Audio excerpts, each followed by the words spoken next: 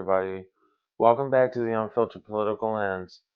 Thank you for tuning in to another episode. If you've been here before, welcome back. If you're new to the channel, this is where we take the headlines everyone's talking about and break them down beyond the soundbite, beyond the media spin, so we can understand what's actually happening, how it connects to the bigger picture, and why it matters to everyday Americans.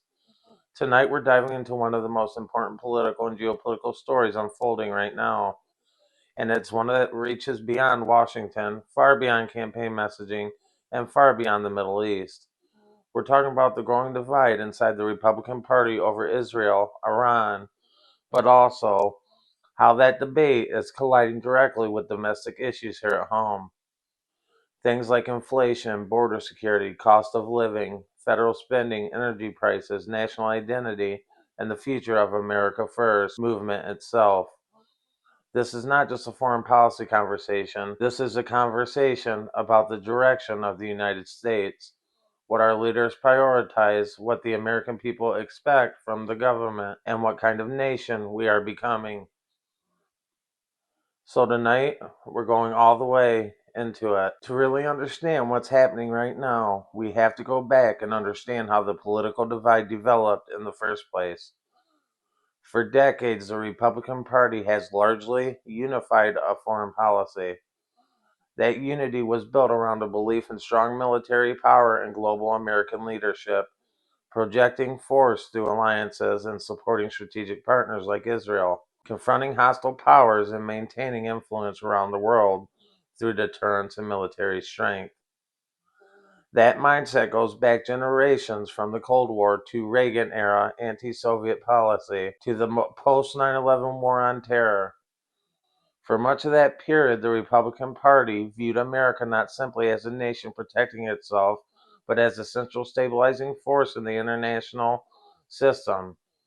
The belief was that American strength abroad protected American safety at home. That if the U.S. stepped back too far internationally, dangerous actors would fill that vacuum, and this shaped policy in the Middle East for decades. Then September 11th changed everything. After 9/11, national security became the central to America's political identity. The invasion of Afghanistan and Iraq reshaped the country's military priorities, their spending priorities, foreign alliances, and domestic politics. Trillions were spent and thousands of service members were deployed repeatedly, and entire families lived through multiple tours of a war.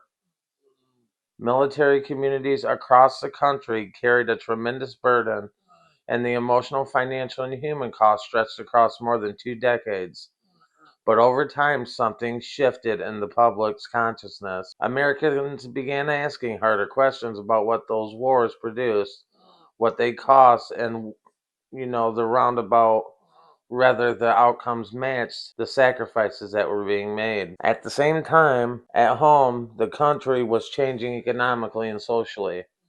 Manufacturing towns were shrinking, and small businesses struggled after repeated economic shocks. Globalization accelerated, and supply chains moved overseas. Housing became less affordable. Our healthcare costs rose, and our student debt climbed, and wages often failed to keep pace with the inflation. Rural communities felt overlooked, and our urban communities struggled with the affordability and inequality.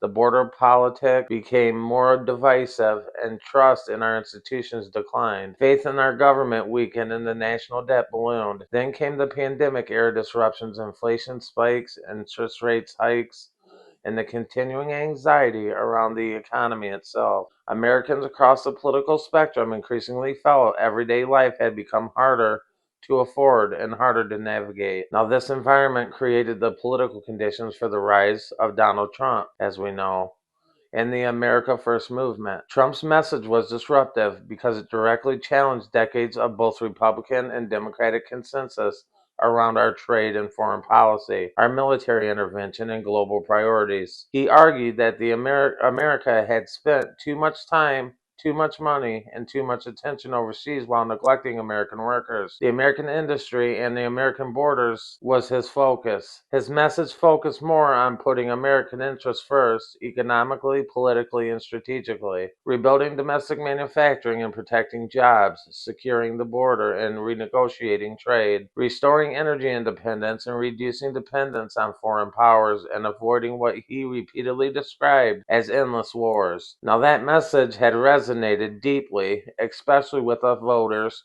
who felt ignored by Washington. But now, in 2026, the conflict involving Israel and Iran has become one of the biggest tests of what America First actually means when put under geopolitical pressures. Because when tensions rise between a key U.S. ally like Israel and a long-standing regional adversary like Iran, America faces difficult strategic decisions. How far do we go in support of Israel, and what risks come with the escalation? How do sanctions affect the global markets? Could the United States become drawn further into regional conflict? And what happens if diplomacy fails? What happens if military confrontation expands? And what impact does all this have on ordinary Americans back home? These questions are creating one of the sharpest internal divisions in the Republican Party in many years. Inside the GOP today, there are multiple competing political instincts colliding at once. The first is a traditional hawkish national security wing. This group sees support for Israel as a non-negotiable,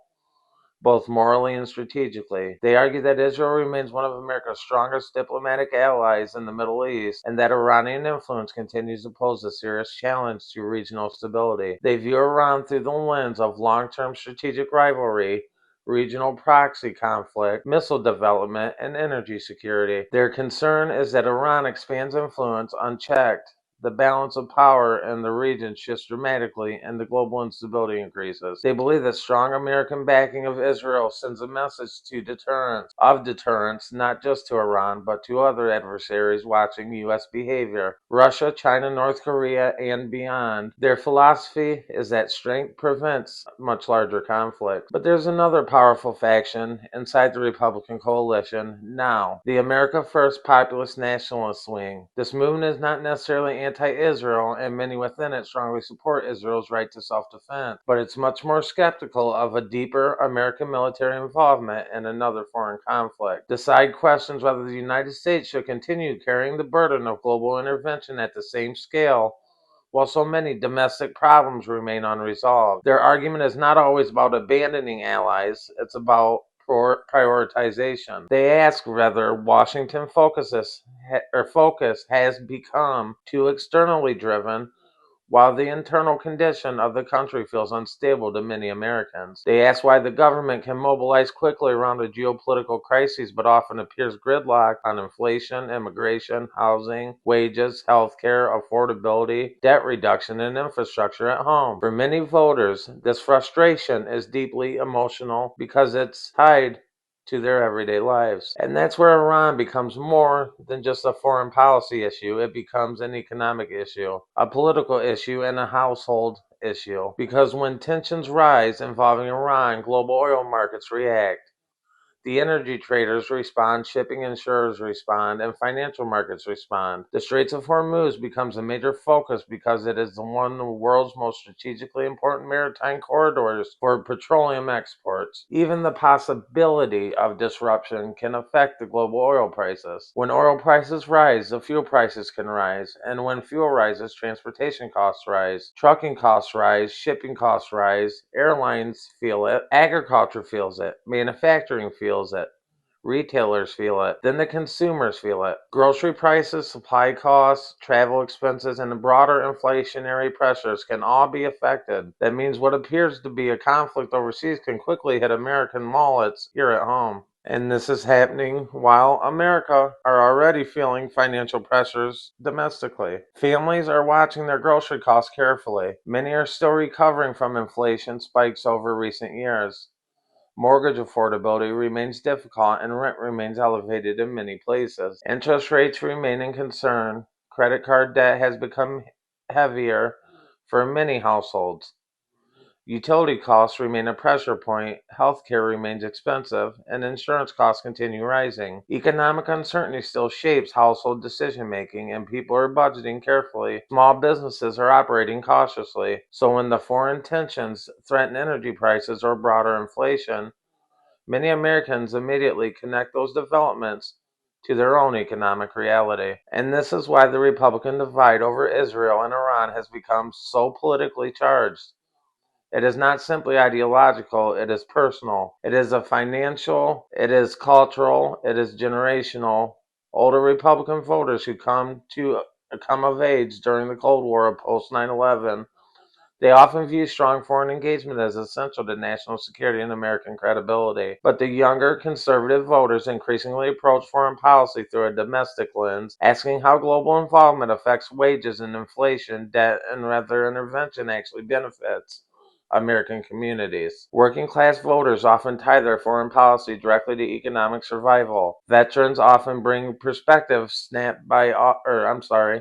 shaped by the cost of past wars. The evangelical voters often view support of Israel through theological or strategic alliance lenses. Economic nationalists focus on internal rebuilding, defense conservatives focus on deterrence and military posture. All of these groups now exist under the same Republican umbrella, and their priorities do not always align. And President Trump sits directly in the middle of that tension. Politically, both factions see him as representing their worldview. One side points to his strong alliance with Israel, aggressive rhetoric toward Iran, and posture of deterrence. The other points to his anti-intervention messaging, criticism of endless wars, calls to prioritize domestic rebuilding, and America First rhetoric. Both claim continuity with Trump's broader movement. That makes this moment uniquely difficult politically because maintaining the coalition unity requires speaking to both instincts simultaneously. Strength abroad and restraint abroad, support for allies, and skepticism of escalation, national security, and national rebuilding. But underneath all of this, a larger question that extends beyond one election cycle and beyond the Republican Party itself is, what should America's role be in the 21st century?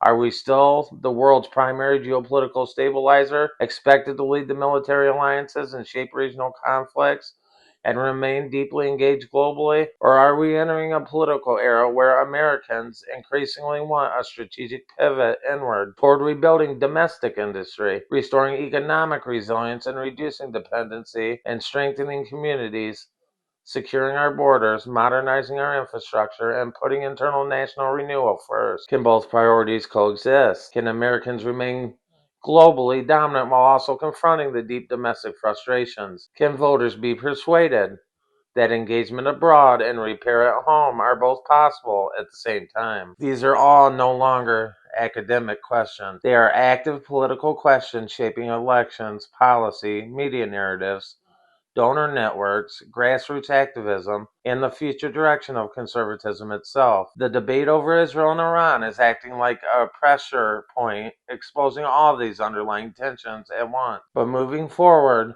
what many Americans want most is clarity and accountability. If the United States is going to remain deeply involved in Middle East tensions, voters want transparency. They want to understand the objectives. They want to understand the risks. They want to know the economic consequences. And they want leaders to explain what success looks like and how long commitments might last. At the same time, Americans also want real action on domestic priorities. They want serious policy around affordability, energy prices, wages, manufacturing, healthcare costs, the border, debt, inflation, and restoring confidence that government is capable of addressing problems people live with every day. More than anything, many Americans want reassurances that their own struggles are seen and taken seriously, not as secondary to event happening elsewhere, but as central to the national conversation. And what we're watching unfold right now is bigger than a disagreement over Israel and Iran. It is a large debate over American identity, American purpose, and American priorities. It is a debate over what we defend, what we fund, where we lead, and where we step back, what government owes its people, what voters expect from leadership, and how America defines strength in this moment of history. Military strength, economic strength,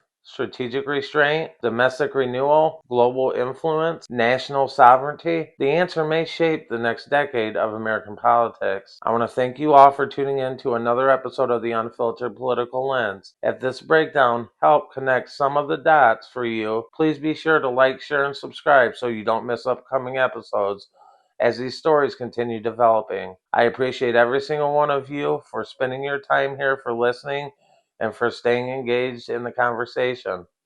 We'll keep following this story closely and bring you more updates as they happen. Until next time, stay informed, stay sharp, keep asking questions, and we'll see you in the next episode. Peace.